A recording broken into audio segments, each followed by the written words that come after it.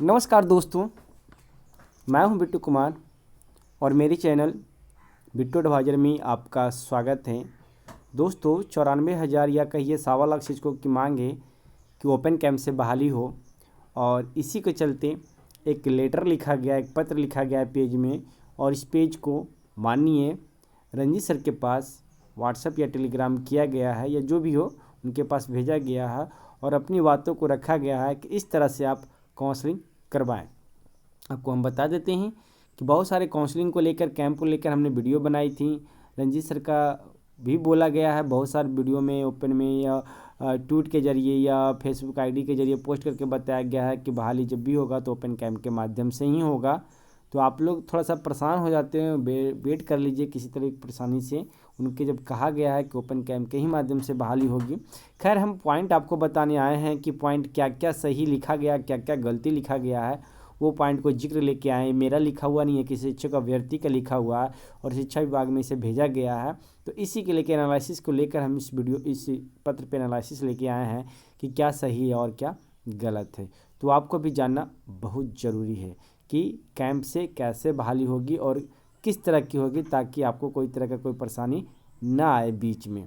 और बाकी लगातार कैंप को लेकर हर एक वीडियो हम लेके आते रहेंगे। बहुत सारे अभ्यर्थियों का कॉल कमेंट आ रहा है कि कैंप कैसे होगा हमें बताइए।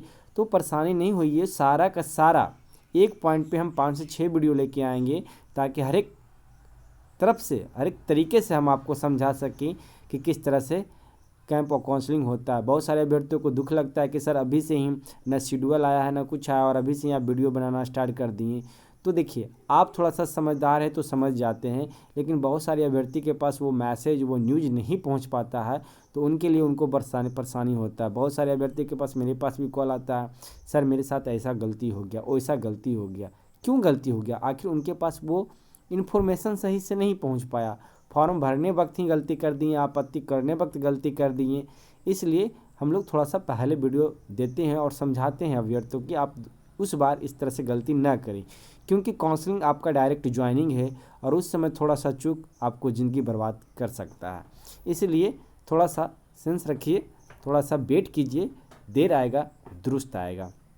तो देखिए, ओपन कैंप से बहाली हो हमारी मांग है, यानी कि 1.25 लाख शिक्षकों की मांग। जब किसी पत्र को विभाग में भेजा जाता है तो समझिए एक टीम के तहत भेजा जाता है, लेकिन इसमें कोई टीम का या संगठन का नाम नहीं दिया गया है, तो कह सकते हैं, लेकिन देना चाहिए था यहाँ पे।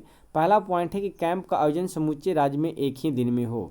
बात यहाँ पे सही किया गया है, लेकिन सरकार ऐसा नहीं कर सकती है। उनके पास इतना टाइम नहीं होता है कि 1.25 लाख शिक्षकों का कैंप, ओपन कैंप से आपका काउंसलिंग करवा दे। एक दिन में ऐसा समुचित नहीं हो सकता है। उसके लिए क्या करती है सरकार कि आपको परमंडल वाइज कैंप करवाती है। परमंडल वाइज यानी कि एक परमंडल में जितने ज़िले, 8 से 9 10 ज़िले होते हैं, उस ज़िले के आधार पर आपका कैंप का आयोजन करवाया जाता है शिक्षा विभाग की तरफ से। दूसरा पॉइंट है कि काउंसलिंग का शेड्यूल निम्नबद्ध हो।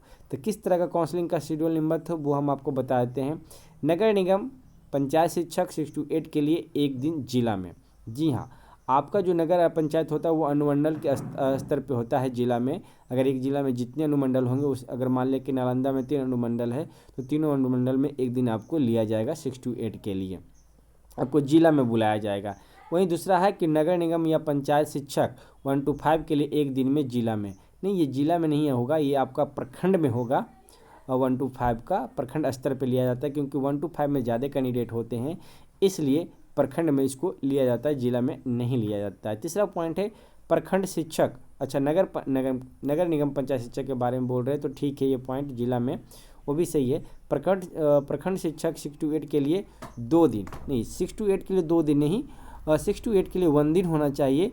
प्रखंड शिक्षक के लिए और पंचायत शिक्षक के लिए 2 दिन होना चाहिए। आप 2015 का भी शेड्यूल देख लीजिए तो उसमें भी एक दिन का ही समय दिया गया है। इसमें देखिए दिन आधा करके नियोजन इकाई किया गया है।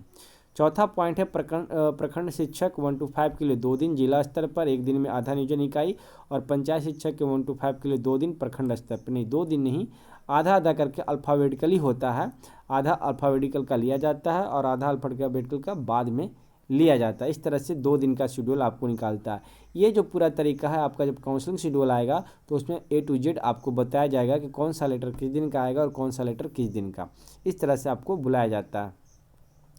तीसरा पॉइंट है कि नियोजन स्थल बड़े मैदान में हो, जहां नियोजन इकाई का मात्र काउंटर हो और सभी नियोजन इकाई के अभ्यर्थियों के मेधानुसार बुलाने के लिए प्रांगण में मात्र एक ही एम्पलीफायर यानी कि लाउड स्पीकर की व्यवस्था की जानी चाहिए। तो बिल्कुल सही, ये व्यवस्था लागू होता है, जितने भी प्रखंड स्तर होते हैं फील्ड में ही ये करवाया जाता है। और इस नियोजन इकाई का यानी कि जिस जगह काउंटर लगा हुआ होता है वहाँ लाउड स्पीकर भी लगा हुआ होता है, वहाँ पहले से आपको पुकारा जाता है, ये जगह पे ये काउंटर है, ये जगह पे अनाउंसमेंट किया जाता है, ताकि हर एक अभ्यर्थी के कानों में वो आवाज़ पहुँचे और किसी तरह का कोई परेशानी न हो। तो तीसरा पॉइंट आप समझ गए होंगे बड़े पैमाने पर। खैर आपको ये 5-6 दिन से पहले से पता चल जाएगा। एक तरह से ये मेला उत्सव होता है, जो ये मत सोचिए कि ये चोरी चुपे घर बैठे सब कुछ हो जाएगा, हमें पता नहीं चलेगा। इसका प्रचार बहुत ज़ोर शोर से होता है, आपको पेपर में होगा, यूट्यूब पे होगा, फेसबुक पे होगा, हर एक आईडी पे सब अपना अपना जगह पे पोस्ट करते रहते हैं, इसलिए ये एक उत्सव की तरह होता है। चौथा पॉइंट है, एक नियोजन इकाई के सभी कोटि के सीट भरने के बाद ही दूसरे नियोजन इकाई को बुलाने का कार्य शुरू करना चाहिए। देखिए चौथा पॉइंट जो है वो आपको समझा देते हैं कि जिस नियोजन इकाई का है पहले उसको बुलाया जाता है, उसको सीट भरने के बाद ही दूसरे को बुलाया जाता है सीरियल नंबर करके। तो ये भी पॉइंट सही है और सरकार के तरफ से ये पॉइंट बनता भी है, जो कि 2015 का नोटिफिकेशन में जारी किया गया है। अगर आपको 2014-15 का नोटिफिकेशन चाहिए या आपको लगता है कि नहीं सर उस पर भी एक वीडियो बना दीजिए नोटिफिकेशन पे, तो ऑलरेडी हमने बना दिया है। अगर आपकी मांग होगी तो वो वीडियो हम ज़रूर आपको बना के देंगे। और 2014-15 का काउंसलिंग कैसे हुआ है वो भी हम उस पर वीडियो बना हुआ है मेरा, अगर आपकी मांग हो तो उस पर भी एक वीडियो हम आपको बना के ज़रूर देंगे। पाँचवा है, अंतिम मेधा सूची में सीट की संख्या के अनुरूप अभ्यर्थी को एक साथ ऊपर से बुलाना चाहिए, फिर उसमें जो उपस्थित होंगे उनका नियोजन कर देना चाहिए, नहीं तो फिर बाकी अभ्यर्थियों को बुलाना चाहिए। बिल्कुल सही, इसी तरह से ही बुलाया जाता है। अंतिम मेधा सूची जो फाइनल मेरिट लिस्ट आता है, जो टॉप पे रहते हैं उस कैंडिडेट का नाम पुकारा जाता है, वो भी 3 बार पुकारा जाता है। नहीं आने के बाद फिर दूसरे अभ्यर्थियों को बुलाया जाता है, नहीं दूसरे अभ्यर्थी आते तो फिर तीसरे का बुलाया जाता है। इस तरह से सिलसिला चलते रहता है।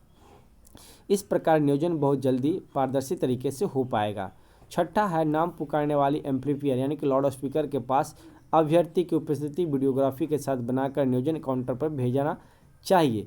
तो आप ये इसको छोड़ दीजिए, ये सरकार का काम है और बाकायदा वहाँ पे आपको प्रिंट मीडिया बहुत सारे मीडिया अवेलेबल रहते हैं। कैमरा, एक कैमरा नहीं बहुत सारे कैमरा वीडियोग्राफी होते रहता है, तो इसका टेंशन नहीं लीजिए। बशर्ते हाँ वहाँ पे सीनियर अधिकारी को होना ज़रूरी है कि किसी तरह का कोई धांधली हो तो वो धांधली को रोका जा सके। सातवां है, कैंप स्थल पर ही चयन पत्र यानी कि नियुक्ति पत्र ज्वाइनिंग लेटर होना चाहिए। तो देखिए वहीं पे ज्वाइनिंग लेटर दिया जाता है, लेकिन इस बार शिक्षा विभाग कह रही है कि हम डॉक्यूमेंट वेरिफिकेशन करने के बाद ही आपको ज्वाइनिंग लेटर देंगे। तो अब देखिए किस तरह से सरकार इस पर करती है, वो पॉइंट हमें देखना होगा। नोट, इसी तरीके से भ्रष्टाचार पर लगाम लगेगा और साफ सुथरा बहाली बिना किसी भागदौड़ के संपन्न होगा। तो जो भी ये पत्र लिखे हैं अच्छे लिखे हैं, 1-2 पॉइंट छोड़ के बाकी सब पॉइंट आपकी अच्छी हैं। और अभ्यर्थियों सबको कैसी अच्छी लगी वो भी हमें आप कमेंट करके ज़रूर बताइएगा। और अगर आपको अच्छी लगती है तो वीडियो को हर एक जगह शेयर कीजिएगा, ताकि हर एक वीडियो को ये देखे और ये मैसेज सब सीनियर अधिकारी के पास पहुँचे और इसी तरह का काउंसलिंग शेड्यूल करवाया जाए। तो और भी अपडेट आएगा तो वो अपडेट हम आपको ज़रूर रूबरू कराएंगे। तो ये वीडियो आपको कैसे लगी आप हमें कमेंट करके ज़रूर बताइएगा और ऐसे वीडियो न्यूज़ पाने के लिए आप हमारे चैनल पर बने रहें। फिर मिलते हैं नेक्स्ट वीडियो में। धन्यवाद दोस्तों।